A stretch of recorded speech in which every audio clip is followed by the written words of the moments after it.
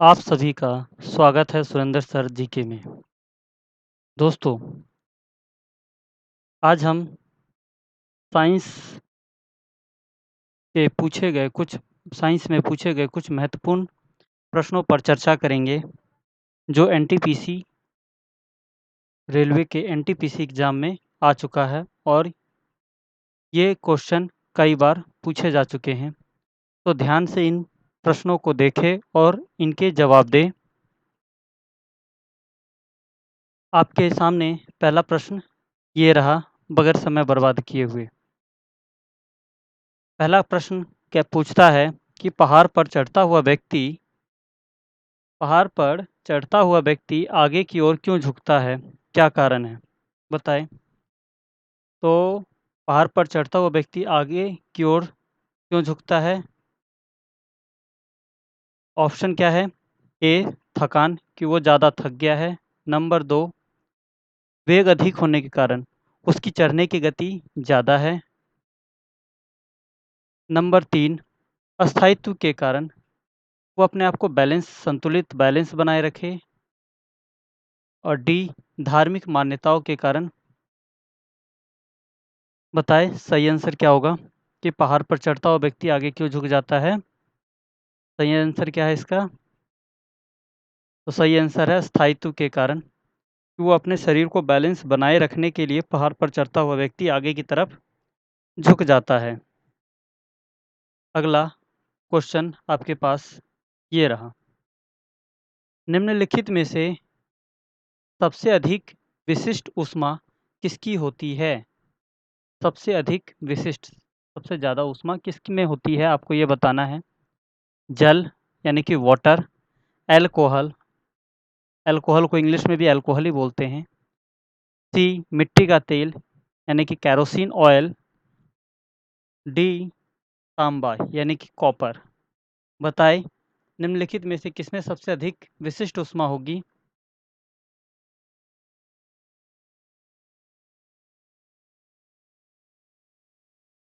सही आंसर है जल यानी कि वाटर।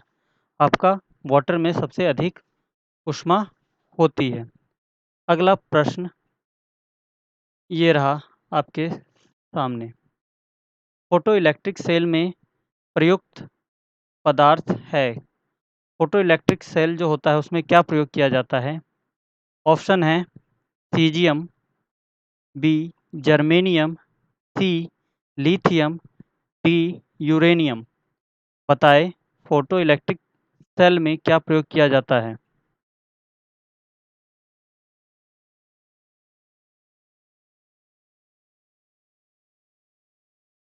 आंसर है सीजियम। फोटो इलेक्ट्रिक सेल के बनाने में क्या किस चीज़ का धातु का प्रयोग किया जाता है? तो आपका सीजियम का प्रयोग किया जाता है। अगला क्वेश्चन ये रहा, किस ताप पर एंजाइम सर्वाधिक मात्रा में सक्रिय होते हैं? बताएं किस ताप पर एंजाइम सर्वाधिक मात्रा में सक्रिय होते हैं? पहला ऑप्शन है 0 डिग्री सेल्सियस। दूसरा ऑप्शन है 20 डिग्री सेल्सियस। तीसरा ऑप्शन है 40 डिग्री सेल्सियस। और चौथा ऑप्शन है 60 डिग्री सेल्सियस। बताइए सही आंसर क्या होगा, कितने डिग्री सेल्सियस पर आपका ताप अत्यधिक सक्रिय होगा? सही आंसर इसका क्या है? 40 डिग्री सेल्सियस। 40 डिग्री सेल्सियस पर आपका ताप क्या होगा? एंजाइम अत्यधिक सक्रिय होता है। अगला क्वेश्चन ये रहा, ट्रिप्सिन का निर्माण कहाँ पर होता है? ट्रिप्सिन का निर्माण कहाँ पर होता है? ट्रिप्सिन जानते हैं कि आप लोग, ये भोजन को पचाने में हमारी मदद करता है। तो बताना है कि ट्रिप्सिन का निर्माण कहाँ पर होता है? आग्नाशय, जिसको हम पैनक्रियाज बोलते हैं, उसमें यानी कि पेट में। लार ग्रंथि, सलाइवा में। सी, आंत में। अब अगर हम आंत की बात करें तो आंत हमारी दो होती है, एक स्मॉल इंटेस्टाइन और एक लार्ज इंटेस्टाइन। डी, लीवर में यानी कि गुर्दे में। बताएं कहाँ पर आपका ट्रिप्सिन का निर्माण होता है। सही आंसर है इसका आंत में, यानी कि छोटी आंत में आपका इसका निर्माण होता है ट्रिप्सिन का।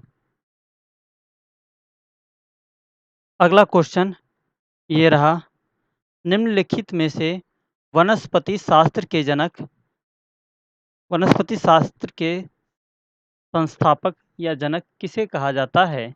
बताएं। अरस्तु, प्लेटो, न्यूटन और थियोफ्रेस्टस। बताइए सही आंसर क्या होगा।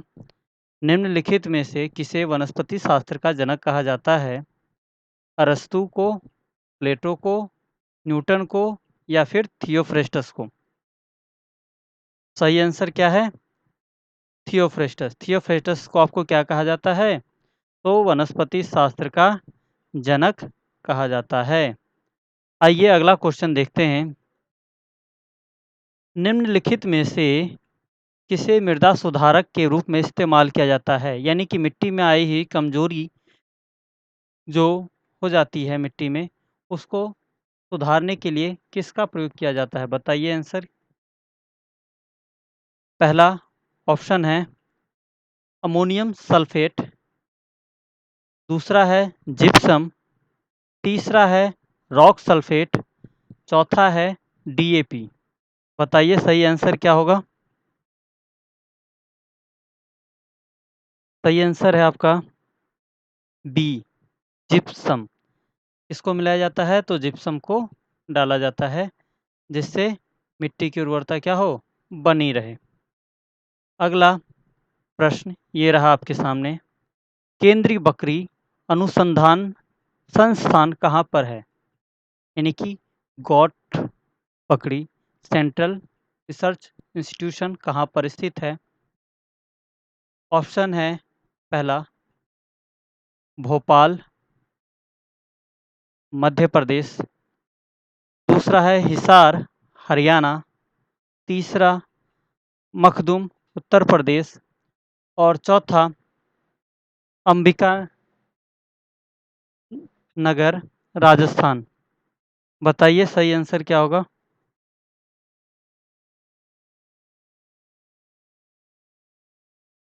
तो क्या है?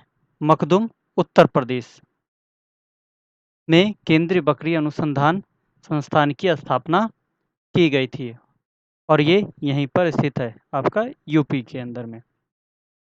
अगला क्वेश्चन है, सूर्य की ऊर्जा उत्पन्न होती है, सूर्य की ऊर्जा उत्पन्न होती है, बताइए सूर्य की ऊर्जा किसके द्वारा उत्पन्न होती है? आयनन के द्वारा, ऑक्सीकरण के द्वारा, नाभिक की संलयन के द्वारा या नाभिक के विखंडन के द्वारा? तो हम सभी जानते हैं कि सूर्य में ऊर्जा का सबसे मेन स्रोत क्या है? आपका नाभिक के संलयन। तो इसीलिए सूर्य में ऊर्जा का मेन स्रोत क्या हो गया? आपका नाभिक के संलयन। तो आपका सी आंसर क्या हो जाएगा? करेक्ट हो जाएगा। अगला क्वेश्चन है, पारिस्थितिकी तंत्र में उच्चतम पोषण किससे प्राप्त होता है? पारिस्थितिक तंत्र में उच्चतम पोषण किसे प्राप्त होता है? ऑप्शन है शाकाहारी, दूसरा है मांसाहारी, तीसरा है अपघटक और चौथा है सर्वाहारी। यानी कि वातावरण में किसको सबसे अधिक मात्रा में पोषण भोजन के द्वारा प्राप्त होता है? वे लोग जो सिर्फ शाकाहारी है या वे जो सिर्फ मांसाहारी है?